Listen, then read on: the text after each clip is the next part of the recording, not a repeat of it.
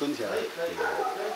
就是第一次发现的时候，我隔壁邻居是有看到，他有照相，但是很模糊。后来我亲自看到，这是在跑到我的丝瓜这边来，然后他吃丝瓜的这个花。后来第二次看到，就是在丝瓜棚上面在吃，所以我们都有照相摄影起来。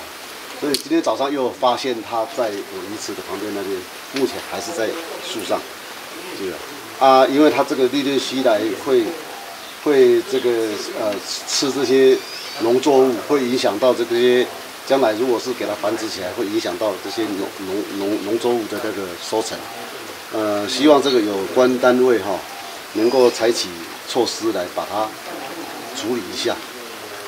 我们知道，我们政府规定绿鬣蜥是我们野生动物里面的法规里面属于移除的物种，因为它是外来物种，会破坏我们当地的生态。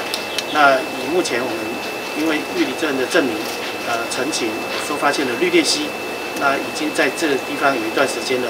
他发现他们家种植的这个菜瓜棚的瓜果以及花都被啃食掉了。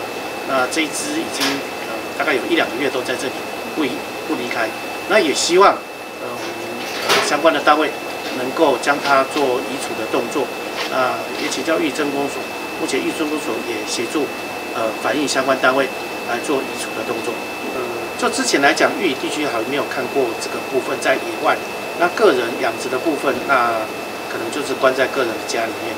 野外目前我们看到这个应该是最开始的第一例。好，不要动。他刚才头。不要动他了，可以啦。他可能以为我是报大5倍而已。食物。哎呀。你看他都吃那个。